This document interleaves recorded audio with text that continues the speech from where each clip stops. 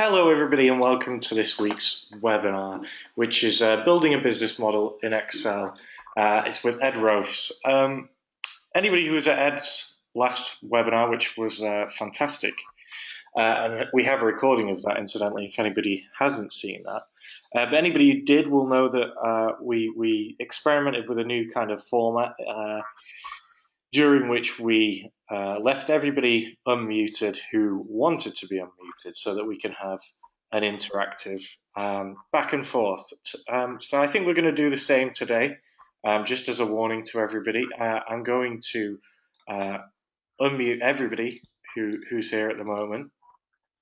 And if you would prefer to remain unmuted, either mute yourself once more, or if you don't know how to do that or you're having any trouble, just stick it in the questions box and I can mute you.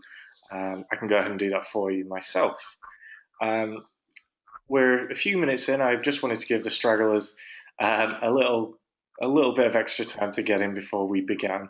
But I don't want to take up too much of Ed's time, so I shall let him go in a sec. But just as fair warning to everybody, I'm going to unmute everybody now, and I really hope you enjoy the session. I've been really excited about this one, and we've had a lot of interest from the user base also.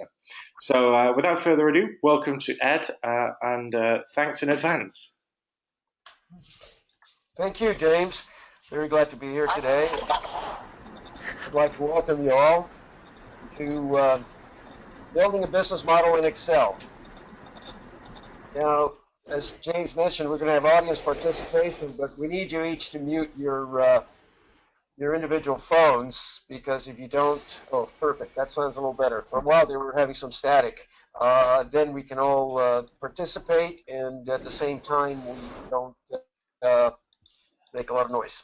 So anyway, our learning objective today is to understand how to build a financial model in Excel using the most basic Excel commands and following some very simple steps. Okay, we have some people that are not unmuting their phones. That seems that was good. Thank you. Great. Was that you, James? Did they do that? Was that self-imposed? No, I muted that person. Okay. All right. Well, maybe you can unmute at the time and ask a question. How's that? Okay. So to have some audience participation, there are two things we're going to do. One is I am going to ask you questions from time to time and ask for your input. And then also we are going to, at the same time, do the models together. We're going to do a couple of simple models online, but it's essential that I get your participation. If you just watch me do it, you're not going to learn as much. So let's see how this works with the muting. In any event, the most basic commands in Excel are all we're going to use today. We're going to only use the copy, paste, equals, plus, minus, the asterisk, which is, of course, multiplication, the slash for division, and the parentheses. So if you can do that, you can do a model in Excel. In the interest of time, I have already been formatting some of the cells and filled in some of the text. Okay, here's the first audience question. What is a financial model?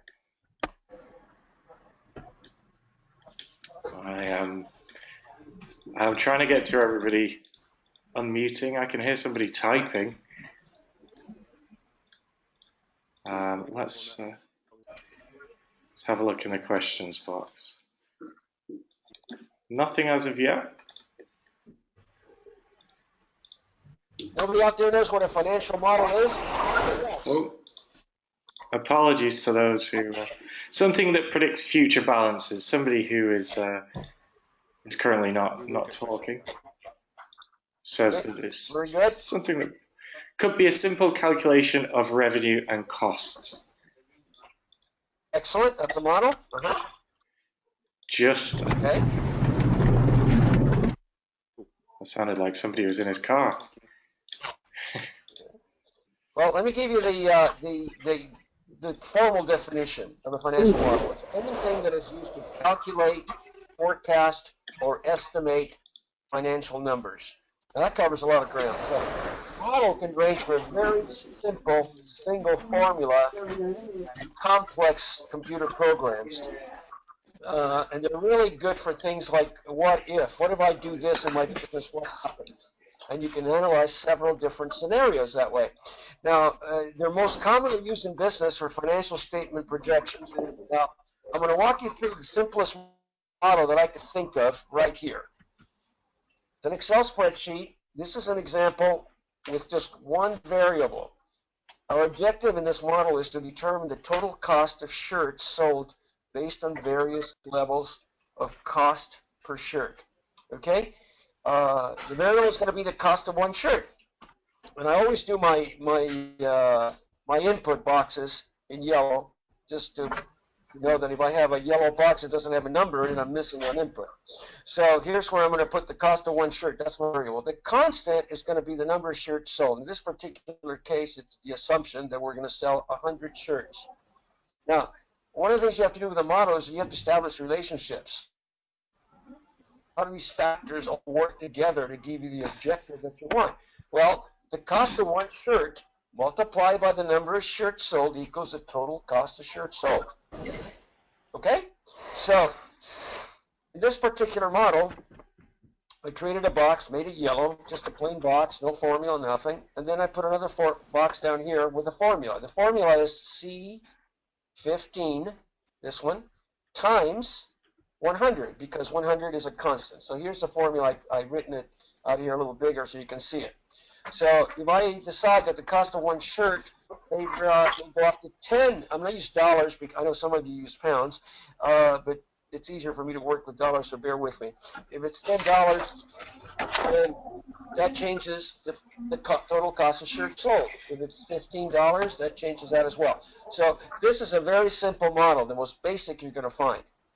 Any questions on this, why it is a model, or anything at all before we move on to the next one? Okay, let's move on to the next one. This is the same model, but I've added something.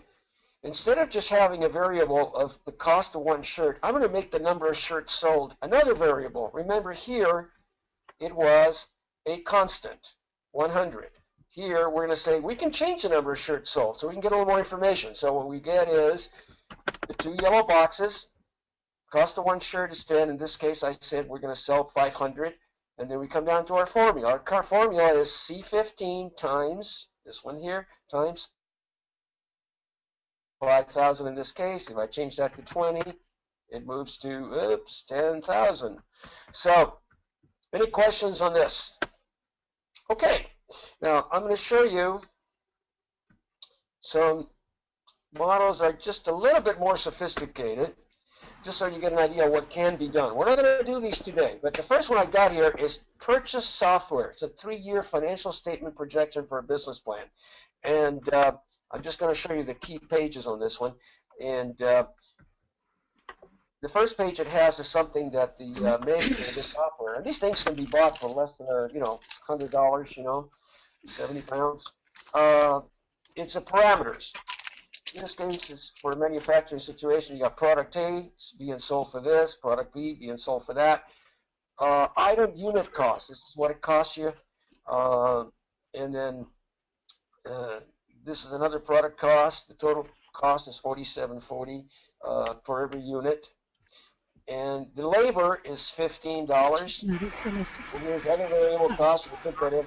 And you can also put in things like your total inventory requirements that you're going to need to carry, the cost of your molds, and what your working capital is. Now, there are other things on the bottom. I won't bother you with them. But what this does for you is it enables you to come up readily with a 5-year financial statement, an income statement. And all these numbers are derived from those inputs there, and all the relationships are worked out. Now, you could probably do this with Excel, but you're not going to be able to do this one that easily with Excel. This is a balance sheet. I'm an accountant, and I'll tell you, I've had to do for some models some balance sheets, and they're the hardest thing to do. You got to remember, they got to balance. And the relationships between what happens to your cash, what happens to your accounts receivable balance, your inventory balance, things like that are so interrelated, your payables based on your cost of goods sold, things like that, that it's just difficult to do. And for $100, you're better off doing this. Now, just buying one of these. I will give you a word of caution. Make sure you buy one that enables you to make changes, because a lot of the time, most of the time, I'd say, what you buy doesn't exactly suit your exact purposes. And so, for example, in this particular case, we want to do some charts. Well, this didn't come with charts, but we were able to do some charts, so that if we were not able to unlock things on this model, we would not have been able to do these charts. And the same way for if you want to change headings and things like that. So make sure that if you buy one, that it's flexible enough to use. Okay, any questions on this particular model, or any questions about a purchase model at this point, please? There is one question. Sanjita said, what do I need to buy? What do you need to buy? Is that the question? Yes. Okay, go on Google simple financial models or modeling software, and you'll see tons of them. And then make sure that you could sample it and make sure that it's going to do what you do. And again, this is for a very specific purpose. This is to provide a 3-year or 5-year financial statement projection. It was used in a business plan in this particular case. Yes. So Susan just asked, do you have any recommendations for where to purchase models? Oh, this is crazy. No, not really. I mean, these things are so basic. They're all good, and prices range from $20 to $100. Just make sure that you can test it. Just take a look at it before you buy it, and make sure that you understand it, that it's easy to use. This one is very easy to use. And if somebody needs the name of it, because I don't have it, a client of mine bought it and I modified it for him, I'll be glad to provide it to you. Just provide James with your email address and I'll find out the name of it is. Because by the time I got it, he'd already monkeyed with it, and I don't know what the name of it was, but I'll get it. Yeah, there's no problem there. In fact, it's probably worth saying to everybody who's online, I will be sending out, or my colleague will be sending out an email with a link to the recording of this and any other pertinent information, which I guess that falls under. So don't worry about that. We will get that to you in the next couple of days. Okay. Any other questions on this one? Okay. We're now going to move to B, a customized manufacturing company 5-year projection with emphasis on cash flow requirements based on raw material lead time. Again, this is not something we're going to do today. This is probably the most complex model I've ever worked on. These folks had a very tight cash situation, and they wanted to know, it was manufacturing, as it says, they wanted to know how much money do I need based on my sales forecast to be able to produce this model. And the variables that they had were things like lead time. Everybody know what lead time is? That's the time from when you place your order for, in this case, raw materials for your product until the time that you get it. Okay, it was based on lead time. It was based on the cost of those materials. It also had a variable in there that really was a monkey wrench, and that was how much of a percentage are you going to put down the day that you place the order? Does your supplier require a deposit? And then another variable was how many days until you got to pay for the whole thing, the balance. Likewise, on the sales, some of the sales, since they had to make these things to order, they had to project how many days before they got their money and how much they would get up front. And all these were things that were interchanged so that they could come up with a very tight, very accurate model to tell them exactly what they needed. Okay, again, yellows are my input boxes. So the first thing I had to put in was the sales price and the cost. Okay, now here you have the lead time, how long it took for an order placed in April. So you can see here 45 days. If you place the order in April, if you want it for things, if you wanted these things here in April, the raw materials, you have to go and buy them here. Make sense? These 10 items, this is a sales forecast, go here. So if I were to change this to 61 days, watch what happens to this number here. You see, you have to buy them sooner. So by being able to insert these numbers in here, if this was only 15 days, watch how it moved over to March. Okay, so based on the forecast, how long it took, it projected what you needed to order. Okay, then you went on and you said, okay, how much of the sales price am I going to get at the time of sale? We use 50%. Then the number of days to receive the balance, we said 45 days. That could be changed to anything you want. And then that calculated the number, the red you don't want to see. That calculated the cash flow from the sale. These two numbers here are the sales forecast. So in April, they were going to get this much. By changing anything at the top, all these numbers would change. Now, likewise, based on my cost and my lead time, the cost of the sales to the P&L was going to be, when the sale is made, the cost is calculated, or recorded, rather. But you had to, for cash flow planning, you had to know how much of the cost you were going to pay up front. In this case, we're using 25%. I'm going to pay a fourth of my order up front.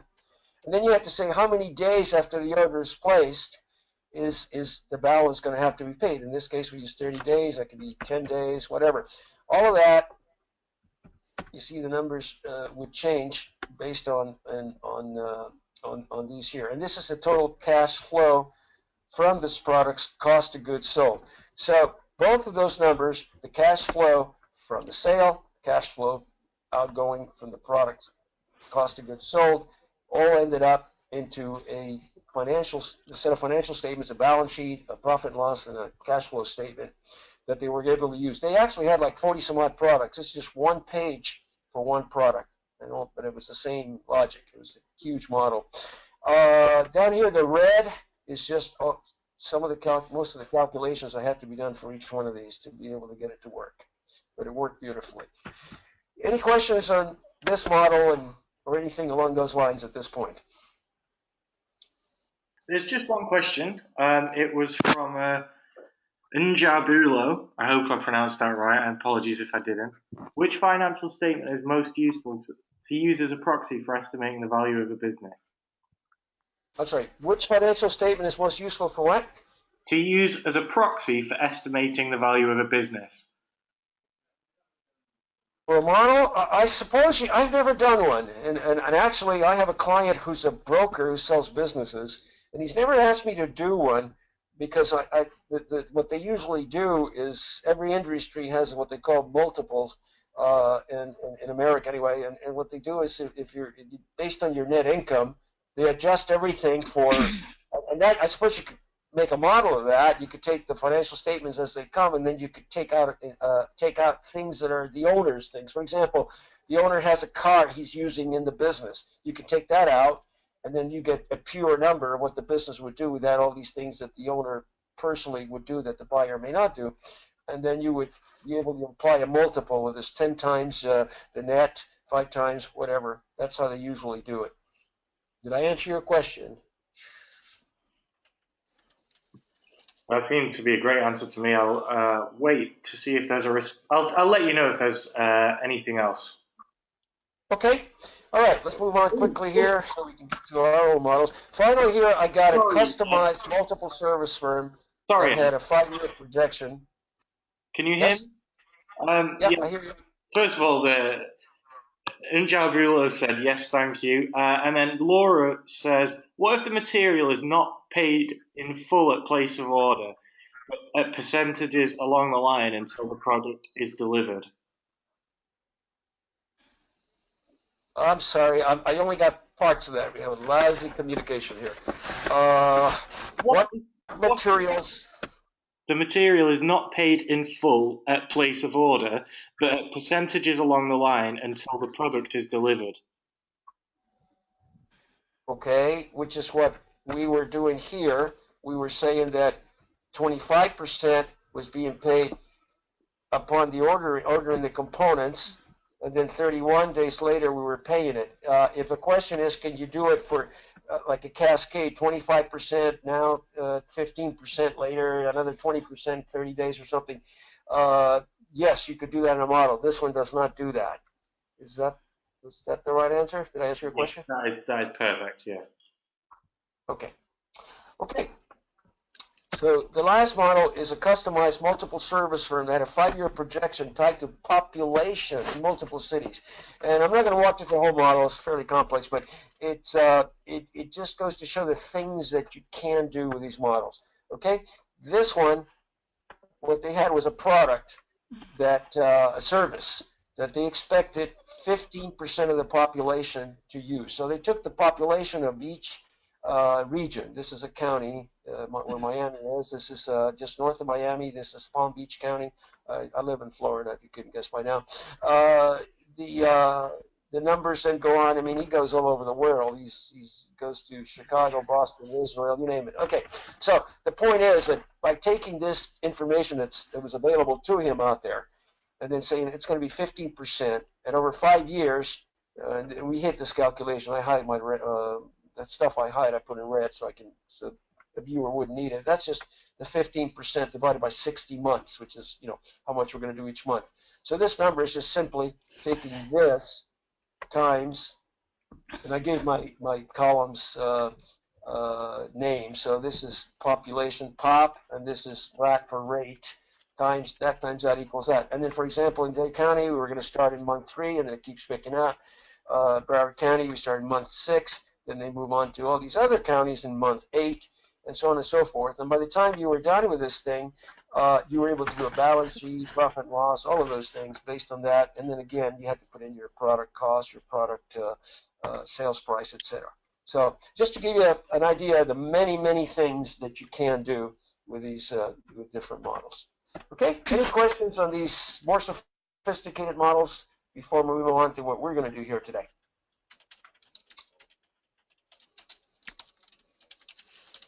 Okay, so who can tell me what are some of the simple models that you would like to see to use in your own business?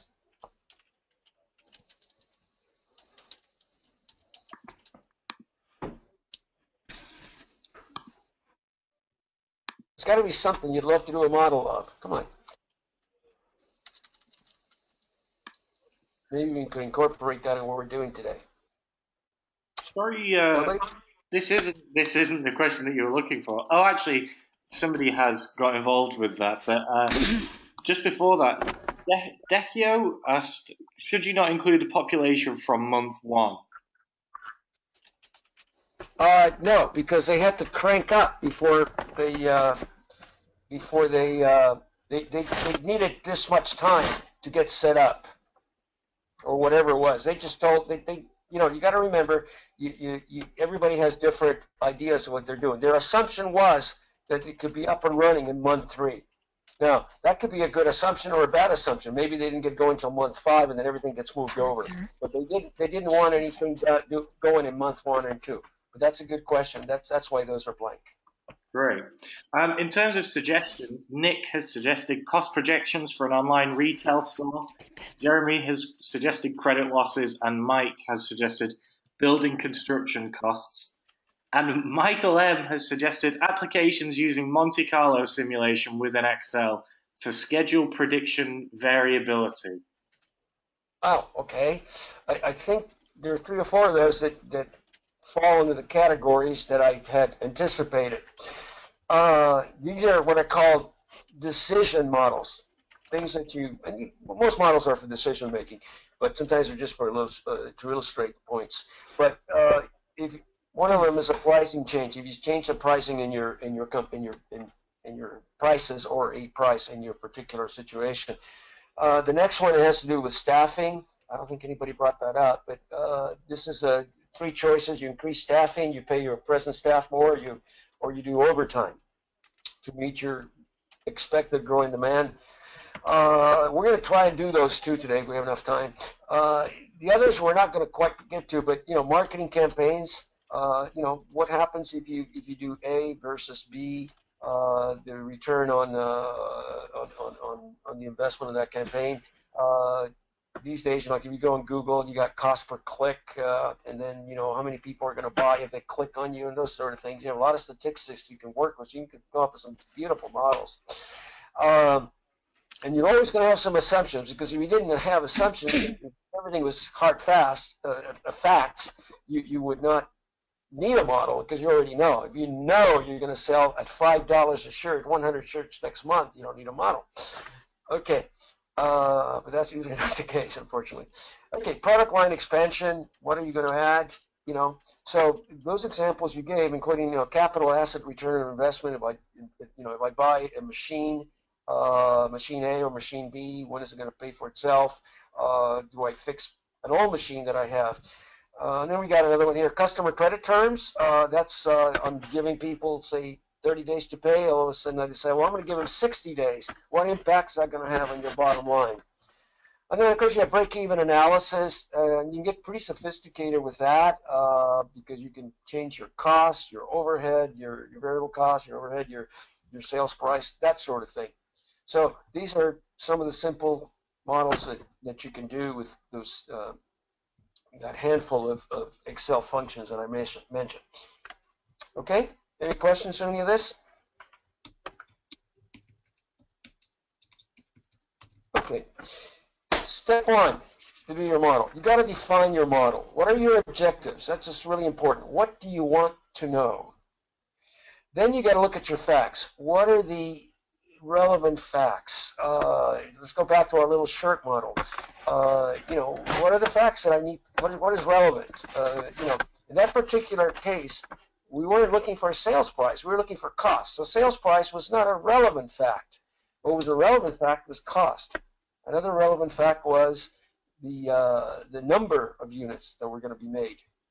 Then you got to know the relevant relationships, how these things affect each other. The cost times the quantity equals the total cost.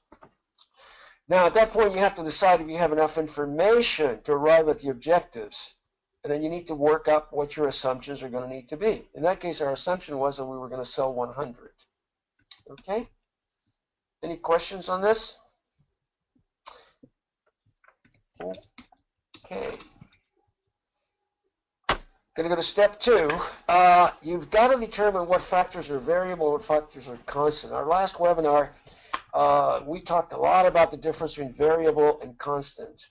And we're not going to go into that today, but it makes a huge difference if you place something in the wrong category.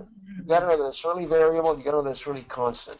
And there's some things that you don't think about. Your utilities, for example, you think of that as a constant. Well, if your machines are running longer, if your people are working longer hours and you're keeping the lights on longer, utilities are going to be higher. So you have to consider, and you have some that are a mixture of the two. Your basic bill is X and Y is a variable. One's a constant, the other's a variable.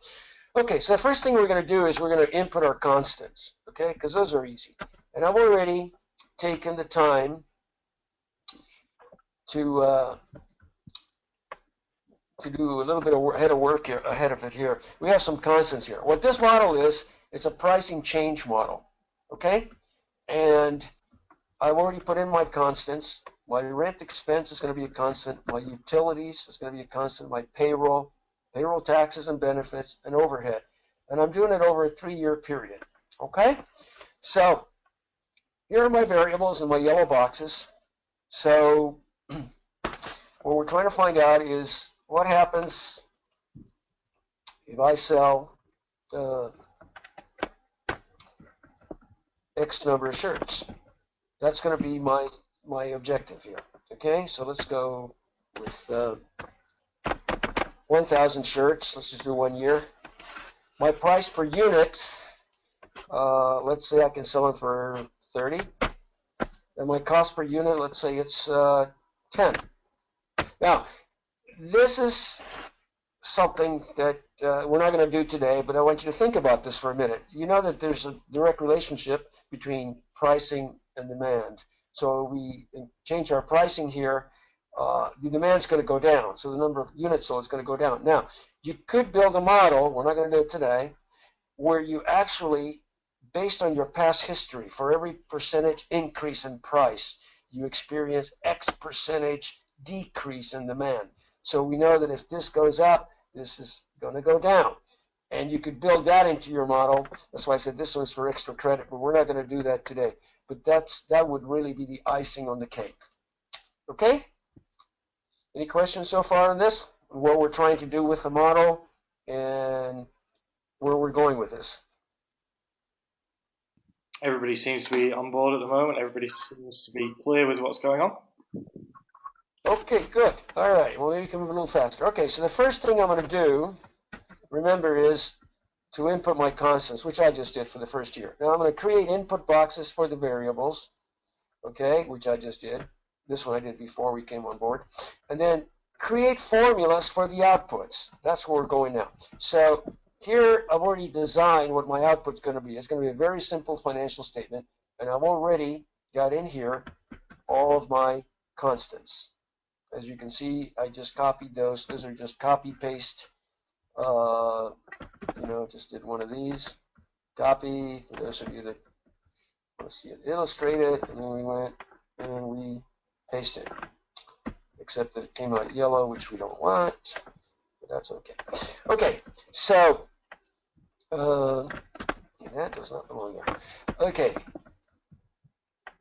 we got to do our relationships. So the relationships here are going to come out when you look at what your objectives are. Okay, so my sales. Okay, what are my sales? Well, my sales are going to be equal to what? Anybody got the formula for this one?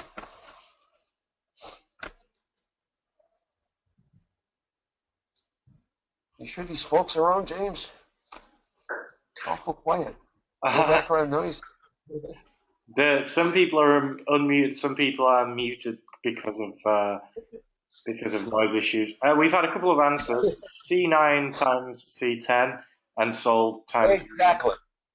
Okay, you got another one? Yep, sold times unit and another C9 times C10. Okay, so we already got the equal sign, so I'm going to get this C9, which is the number of units, times the price per unit. Okay, so that's our 30,000. That's based on C9 times C10. Okay, cost of goods sold. Okay, who's got that one? I'm not sure yet. Rosemary, Decchio, Ivan, or Ivan, and Louise were our correct answers the last time. And Ivan, Rosemary, and Decchio are in again with C9 times C11. Beautiful. That's it. Jeremy as well. Great stuff. Another one? Yeah. Lots of correct answers. Okay, well, this is the right answer. C9 times C11, and there's your gross profit. Okay? Now, everything else is in here, so you got your bottom line. Now, notice the bottom line.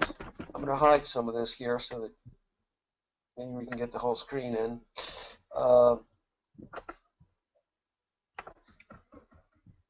So you can see the direct. Let's hide some more.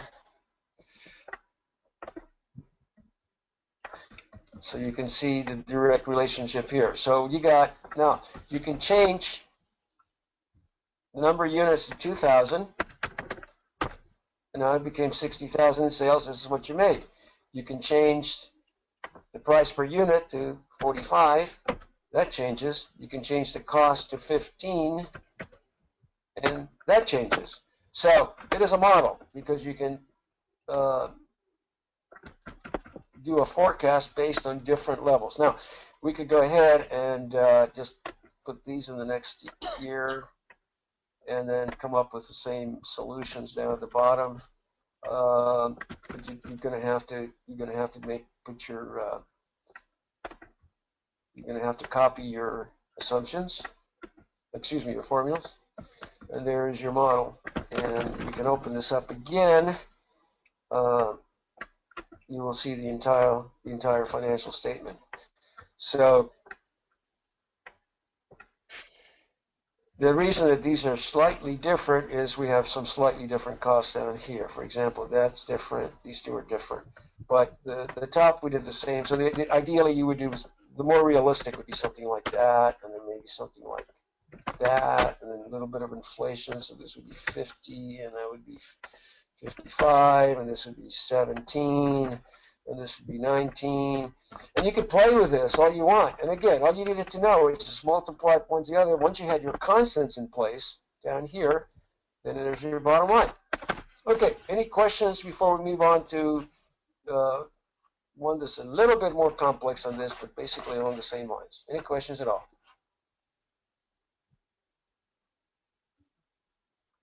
Okay, we're going to add something to this one. Okay.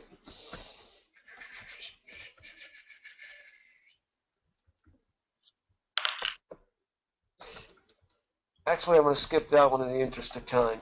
But here's one that's a little bit more sophisticated.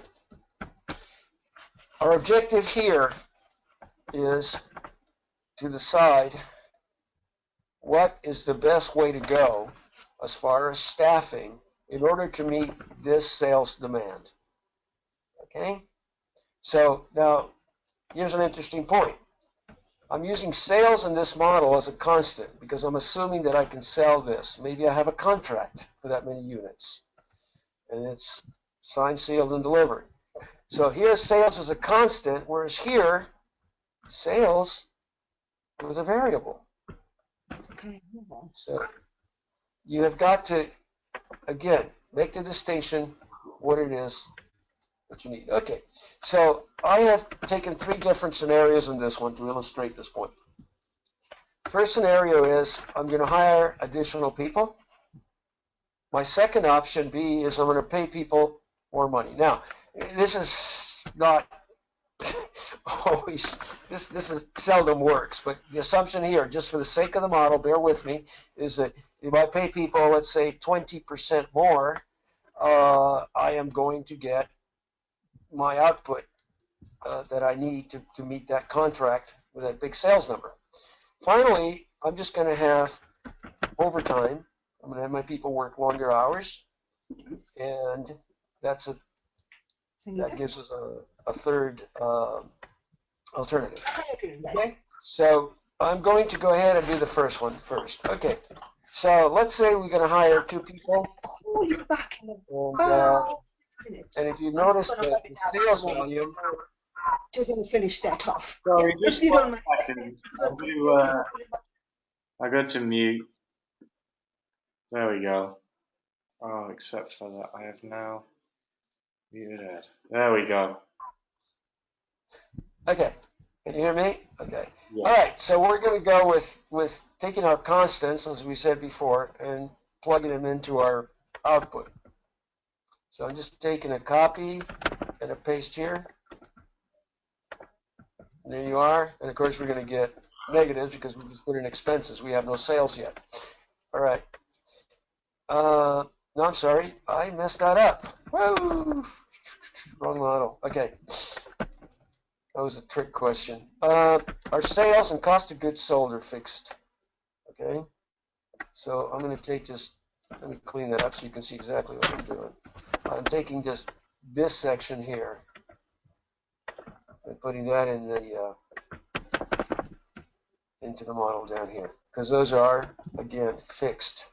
They're constants. We're assuming we have a contract for those.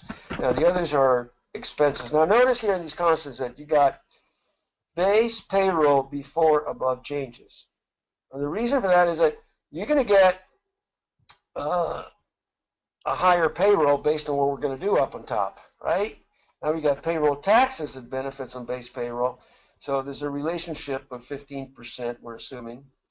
And then we got other overhead before above changes. Okay, other overhead before above changes is things that you don't think about, but like if you hire 2 more people, you're going to need 2 desks for those people, or 2 pieces of machinery for them to work on, and those are going to have to be added to the equation here. So anyhow, we now have our sales and cost of goods sold. Now we're going to get our overhead, our expenses down here, and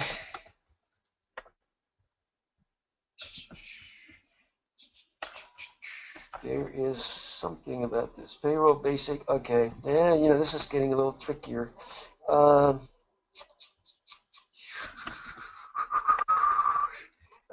Okay, we're going to have to do them one by one because the way I set this up, I've forgotten I'd done that. Okay, so you got rent expense and utilities. We're going to take just those two lines. Okay, and we're going to paste those here. Okay, and our payroll, our basic pay, this didn't take here. Rent expense and our basic payroll and utilities. Let's take all of those. And they're going to go here.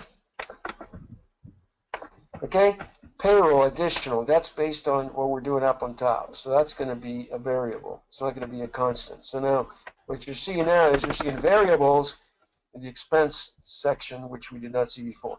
Payroll taxes and benefits are going to be a percentage. Now, I purposely didn't put this formula in, but notice that our payroll taxes and benefits are going to be 15% of what we're spending here.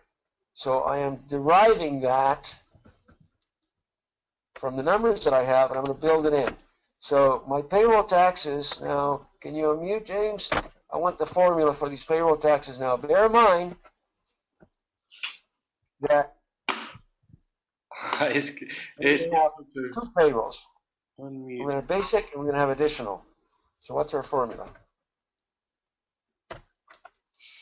For anybody who doesn't want to unmute themselves but wants to answer, please do use the question box. For anybody who wants to say it out loud.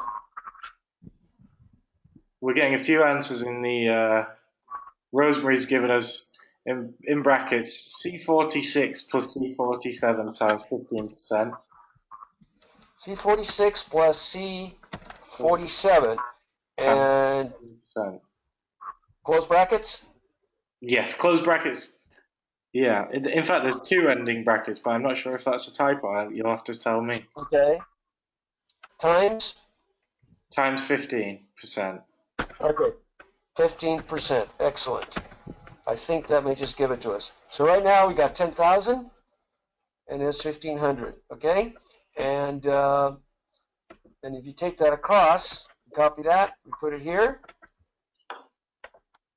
We got the 1,800 because that's 12. So that's working. Okay, that is correct. Now the test is going to be, what if I put something in here? Another 10,000. There we go, a double. Lynn was because he was having a. Okay, so we got our payroll taxes relationship set up. Now we got to come up with our additional payroll, which we will in a minute. But before we do that, let's finish with our other overhead before the changes. Because remember, we said we might have to buy some equipment, some desks, what have you. So we're going to put that here as basic, and then we're going to put the additional overhead down here. Okay? So let's make all this, none of this should be yellow so we don't get confused.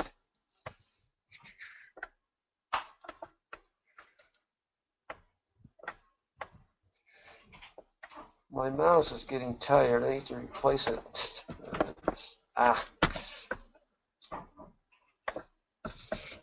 Okay.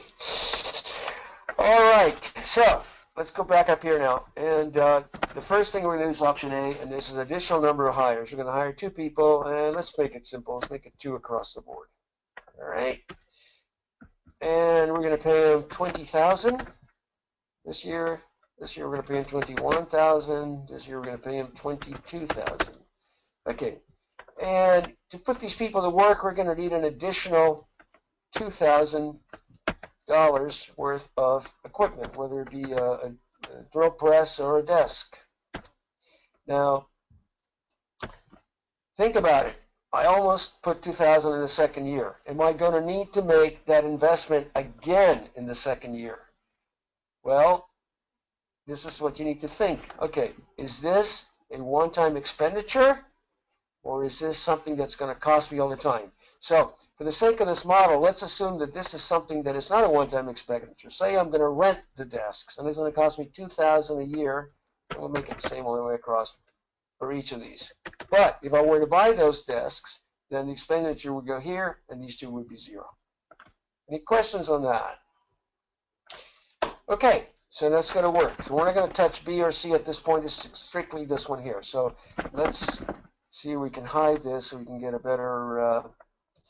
Oh, wait a minute. And then there's something else we got to put in.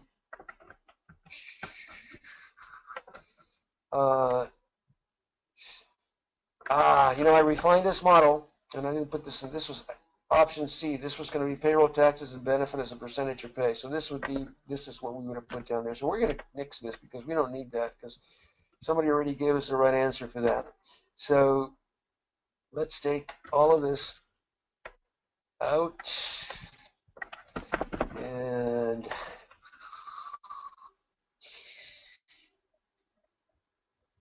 do our calculations. Okay.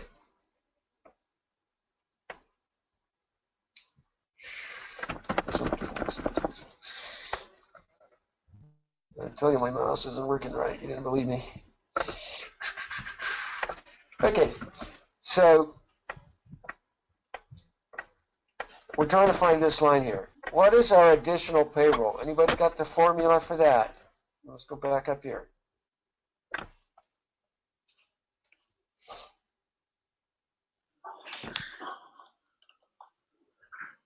Nobody's piping in this time with the formula. We've had a few. Oh, equals C10. Oh, C9 times C10. I'm sorry, what was that again? Ivan says C9 times C10. I think that sounds right. Let's see.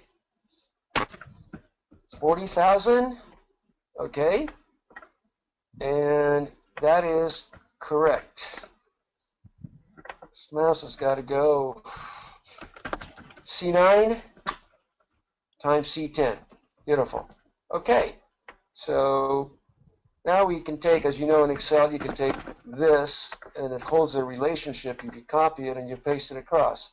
So this should incorporate our pay raises, the 21,000 and the 22,000. Okay. Now, the next thing we have is additional overhead. Now, our payroll taxes are now taking this into consideration because the formula that we got took care of both of these. So we got a 50,000 payroll at 15% is 7,500. Okay, so now we got other overhead, additional overhead, and this is the desks and what have you. And these are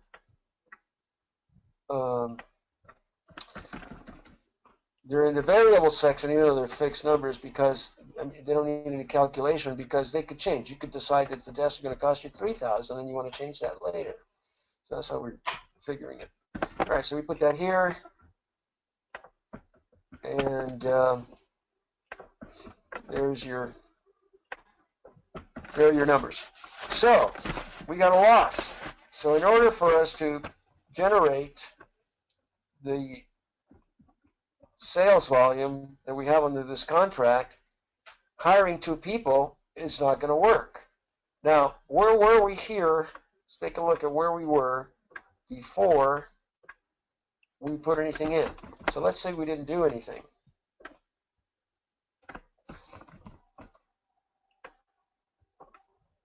We were making money.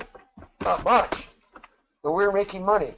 Of course, the reason is that we are having this sales volume, which is an increased sales volume by definition, not because we learned that, but just because we know that this is my contract, this is what I got to produce. And this was our payroll before we decided this is what we have to do. So that's not necessarily doesn't necessarily mean that I can produce this with this payroll. So in any event, is that clear before we move on? Any questions on that? Sanjita just said, is additional overhead C9 times C11? Additional overhead is what? Is that C9 times C11? C9 times C11. Okay, let's go back here. C9 times C11. You know something? Absolutely right. I made a mistake. It should have been 4,000, not 2,000. Boy, that's bad. Okay, so that's absolutely correct. So this should be C9 times C11, number of people versus Right. Thanks for that, Sanjita. Good eagle eyes. I'm sorry? Just saying to Sanjita, thanks for picking it up with a hawk eye. I'm not catching that. I'm sorry, what? Okay. I'm just saying thanks for pointing out, Sanjita. Still not getting it. I'm sorry, James. Can you hear me? Can you hear me now? Yes, I can hear you now. I was just saying thanks to Sanjita for that. Oh, yeah. Thank you very much. Yeah, straighten us out. Yes, indeed. Okay. Yeah, so for those of you that were asleep like I was, what we just did is this number is per new hire, so we have to multiply that by this, which I neglected to do. Thank you again. Okay, so any other questions on this one? Okay, all right, so let's now go back up here and do option 2. Okay, and option 2 is higher pay. So what we're going to do here, this is a very simple one. We're going to say we're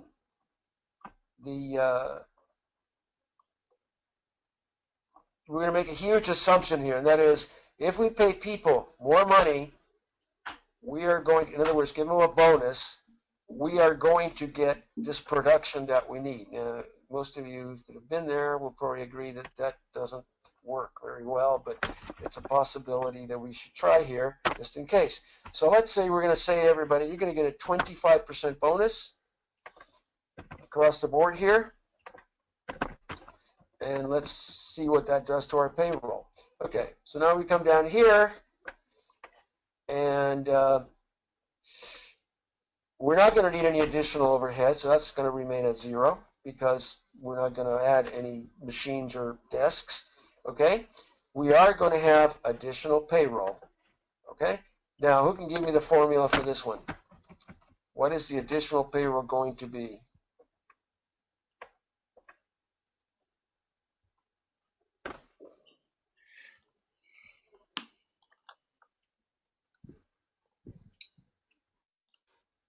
Just waiting for any quick typists. Somebody typing? Okay. It doesn't seem. Oh, equals basic times C14. Okay, C14 times Basic. C14 times what? The word basic. Oh, basic payroll. Gotcha. Yeah. Right. That one, C46. Oh, yes. Is that what we meant? Yeah. That's the formula, so that should be another 2,500. And then our payroll taxes increase and nothing else changes. So if we were indeed going to be able to generate those added revenues by giving people 25%, this makes a lot more sense than adding 2 people, if it would work. Okay, any questions on that? Okay, so then we go to the third option, which is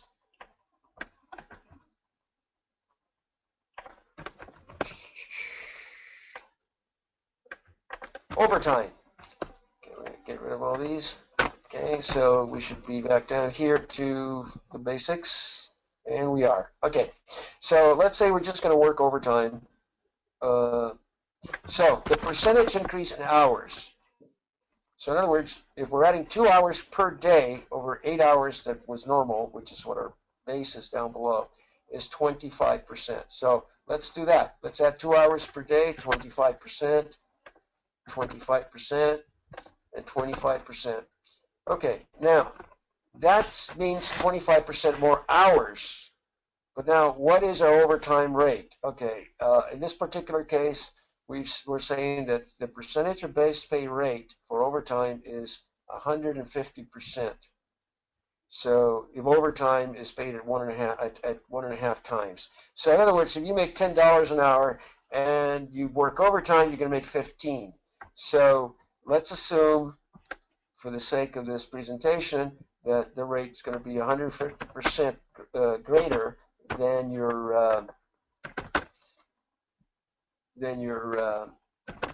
base pay.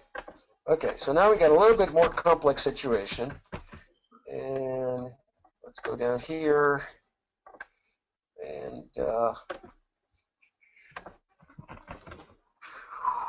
we're going to have some additional payroll because of the overtime. Okay, so what is our formula going to be for that?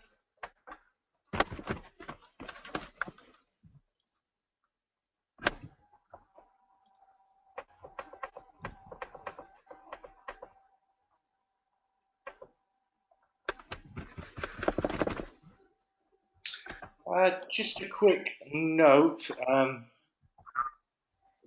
Decchio says that you put 1,500 in year 3. Oh, 15,000 in year 3 as opposed to 150. I don't know if that was intentional. In Okay. C18. Oh, not C18 rather. It'd be E18. C18. Okay, so we got C18, right? In year 3. Sorry, no. Sorry, Ed. I'm just saying, in year 3 in the doc, under base pay rate for overtime, you've put 15,000. In what cell? And I think it's E18. You're saying that this is, yeah, this is 150%. 2 to the right. I'm sorry. Woo! Okay, got it. Why is that doing that? Oh, There you go. Okay. Thank you. Sorry about that. And just backtracking, Rosemary, who's been really on the ball today, thanks a lot to her, has said that the formula would be C46. Okay, hold on. Let me get back there. Hold on. Equals C46. Times by C17. Okay. Times by C18. I believe that is correct. Okay, so we've got this, an additional 25% in time, so that would put us at 12,500, and then we have, well, wait a minute, it's not quite right. Yes, it is. Okay. We got an additional 12,500 times 1.5, which is 150%. So the answer should be 18,750. If I did that correctly. 3750. Wait a minute. It's okay. I applied overtime to the whole pay, which is not correct. Okay, that's correct then. Okay, so my overtime is 2,500 times the 150%. So it's 3750, and we had 10 to begin with, so it is 3,750. Okay, and then we can take that, so that's the correct formula. We can take that, put it across here, and there you go. Now, and it's obvious then from the three scenarios that if we were able, now the assumption, now remember, the big thing with these models is assumptions. Your assumption has got to be correct. If your assumption is wrong, you're not going anywhere. So we tried the additional hiring, option A, option B, the additional pay rise, and then option C, the overtime, and each one gave us a different bottom line, and then you can decide from those, provided, again, your assumptions are correct, which one is best. And I think that concludes the program, except for questions. Any questions at all on any of this? Susan's just said sorry that she can't stay. She's really enjoyed it and that she's looking forward to seeing the video after. So just to repeat, I will be sending out the video as soon as it's uploaded to the website. So that should be hopefully within 48 hours. So keep your eyes peeled for an email with that in. Any other questions? Please do go ahead.